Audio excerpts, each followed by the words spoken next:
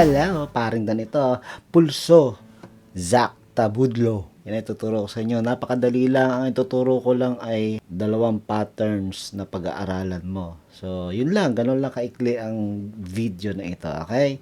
So, yung unang pag-aaralan mo, ito yung pinakang common. Yung sa intro, yung sa pagkanta, pati sa chorus na andun. Pero, ang chorus, katipa, merong kang slight na babaguhin do sa dulo. Do sa dulo ng chorus, do sa pagkinanta na yung yung bumabagal ang pulso kapag ikay nakatingin na sa yon. May babaguhin ka ron, pero nako, napakadali lang. Ito, start na natin, ha. Unang pattern, ito yung pinakang common. Ito talaga yung pinakang yung pinakang tunog ng kanta. Okay? A, C sharp minor 7, B minor 7, and then D major 7, and then D minor 7. Yun. So, again, bilang tayo. A, 1 and 2 and 3 and 4. C sharp minor 7, and 3 and 4, and B minor 7, 3 and 4, and then 1 and 2 and 1 and 2. So, mas mabilis yung lipat ng D major 7 at saka D minor 7. Okay? Parang dun, puro yan puro bar chord yan Well, pinakita ko lang yung kumpletong tunog ng mga chords. Pero, sige, tuturuan kita ng kung paano maging madali yung gagawin. So, A, di ba? Madali na yan sa'yo, di ba? Kung beginner ka. 3 and 4, C sharp minor 7. Ganito. Parang doon, dali niya na. Sabi mo, gusto mo na madali. Paano yan? Ito, may technique kang gagawin. Ang technique nito ay pag-mute ng string. Kailangan ma-mute mo ang 4th string, ha? So, ilalagay mo yung iyong hintuturo sa 5th string, 4th fret. Kasi, yan yung C sharp Ngayon, nagiging automatic naman yung balat ng iyong hintuturo. Dumadampi sa 4th string. So, nagiging mute na siya. Okay? Ngayon, ang isa pang tutuunan mo, 3rd string, 4th fret din.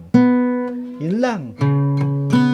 And then, tutunog ng open yung baba na string. 2nd string, 1st string. Okay? So, mahalaga dyan ay nakamute ang 4th string. Okay? So, yan ang C sharp natin. C sharp minor 7. Ang B minor 7, wala kang gagalawin sa pagkakapwesto, pagkakapwesto nga. Ang daliri mo. Aatras ka lang para maging B minor 7. So, aatras ka sa 2nd fret. Okay? Ganyan pa rin ang style nung ginawa ng kamay mo. Ang daliri mo, gumanon lang.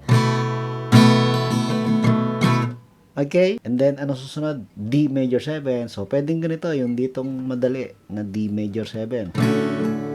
And then, D minor 7. Ako, ganito ako mag D minor 7. Iniipit ko tong dalawa sa baba, sa 1st fret. And then, ganyan. 3rd string, 2nd fret. Okay? Wala nang bar chord, ha? A, C sharp minor 7, B minor 7, D major 7, D minor 7. Alright? So, yan pattern 1, yan yung common. Ang mababago lang naman, katipa, ang pre-chorus, refrain. So, ang pre-chorus, B minor mag-uumpisa, B minor 7. So, kung ikaw ay beginner, yung itinuro ko, ganito. Tapos, C sharp minor 7. Ganun lang. Pangalawang ulit. Pangatlong ulit.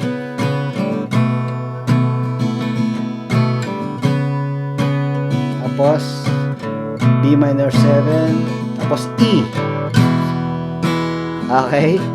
So, ganun ang pre-chorus. Baliktarin. Yun, doon. So, B minor 7.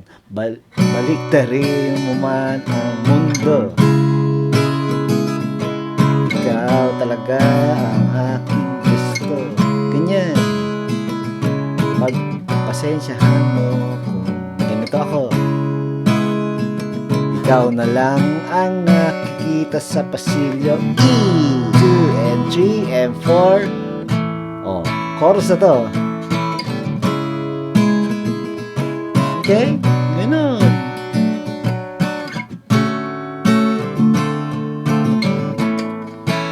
So, again, yung sinabi ko kanina sa chorus,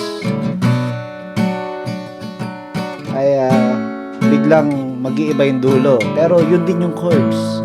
Sa ano, pwede ba ito yung, so, pwede ba ako yung seryosohin mo na rin. Ito, bumabagal, matagal ang D major 7. Bumabagal ang puso kapag ika'y nakatingin sa yan. So, naging kanina, ang bilis. 1 and 2 and 1 and 2. Ngayon, itong bumabagal ang pulso. 1 and 2 and 3 and 4. 1 and 2 and 3. Ganon. Bumabagal ang pulso kapag ika'y nakatingin na sa akin. Tama ba yun? Basta ganun katagal yung pagka dumating yung part na iyan, yun lang naman ang iyong ikikeep in mind. Alright? Yun. Okay na. Tapos, yun lang. Ano ulit to? Common pattern natin. Tapos kakanta. Tapos magkakaroon ulit ng di ba? Pre-chorus. Ganun din yung tinuro ko. Pre-chorus.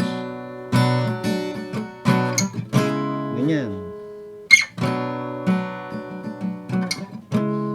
Tapos pag dumating na yung sa pasilyo, B minor 7, pasilyo E.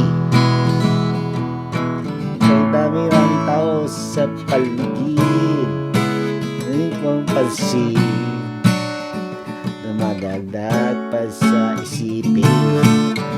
Okay pag bumanat yung bumabagal, bumagal din yung D major 7. Okay?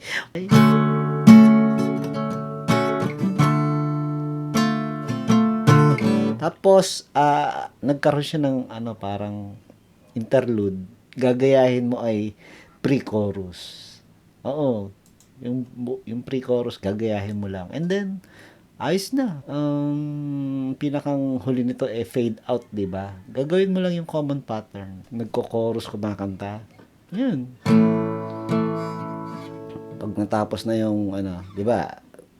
Yun nga, babagal yung bumabagal ang pulso kapag ika'y nakatingin sa ito yung pinakang outro niya, fade out na ganitong common pattern.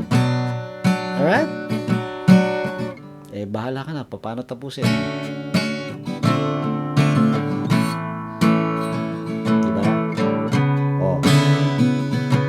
Shortcut.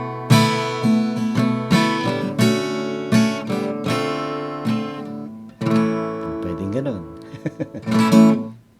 Alright? Pagka kasi, di ba, pinamumute ko sa'yo yung fourth string. Pag naka-open yan,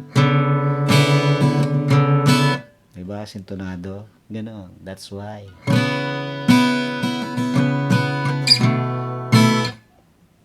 Paring doon here, appear.